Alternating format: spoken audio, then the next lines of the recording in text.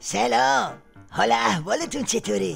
ایشالا که همیشه سالم و تندرست باشید. آقا این قضیه سفارتگیری و باقی ماجراهاش بعد آتیشی به قبای آخونده انداخته. این وسط از همه جوشیتر خود شیخ فریه.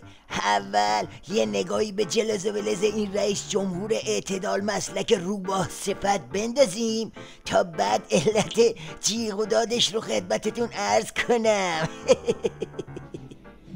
و اگر کسی به سفارت خارجی حمله بکنه به نظام جمهوری اسلامی ایران حمله کرده، به آبروی جمهوری اسلامی ایران حمله کرده و حالا که از اونها مایوس شدن دنبال اینن که در اجرای برجام دولت ایران به همه موفقیت ها و اهدافی که مد نظرش بوده دست پیدا نکنه.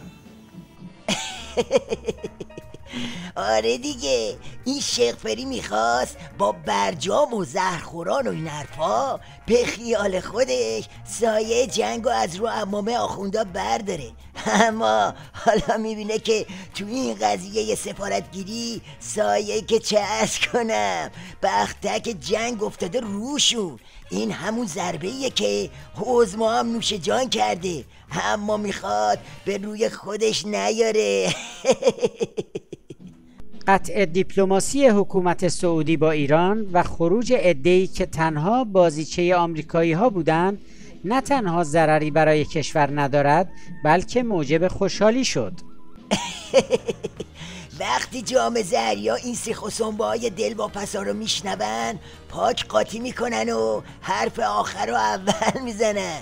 یعنی هی میپرن به اونا و میگن شما میخواستید دمدمای انتخابات یه حالی از دولت اعتدالی بگیرید. چنین اقداماتی در رابطه با سفارت عربستان تنها برای تضعیف دولت است و در آستانه انتخابات مصارف داخلی دارد و از خطاهایی است که یک عده انجام میدهند و یک ملت باید هزینه آن را بپردازد. من جواد ظریفم که ظاهرا سیبل اصلی این داستان بوده تو این قضایا آمپر چسبونده و ظرافت و این حرفا رو کنار گذاشته و رفته تو کار زخامت. با کسانی که در ماجرای حمله به سفارت عربستان کوتاهی کردند برخورد جدی می‌کنیم. متاسفانه این تلاش ما توسط عربستان به صورت مناسب پاسخ داده نشد و این روند تنش آفرینی باید متوقف شود. حالا دیگه دوریالی همه افتاده که نقاب اعتدالی شیخ فری کشکم نیست. در این نظام تا آخر رو پاشنه بمب و انفجار و گروگانگیری و ترور و کشت و کشتار میچرخه.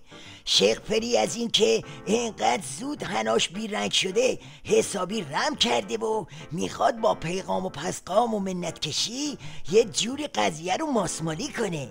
اما به قول قدیمی ها آب رفته به جوی بر نمیگرده. کار بیخدارتر از این حرفاست. آقا خوشحال شدیم دیدمتون. تا یه دیدار دیگه، خداحافظ همگی.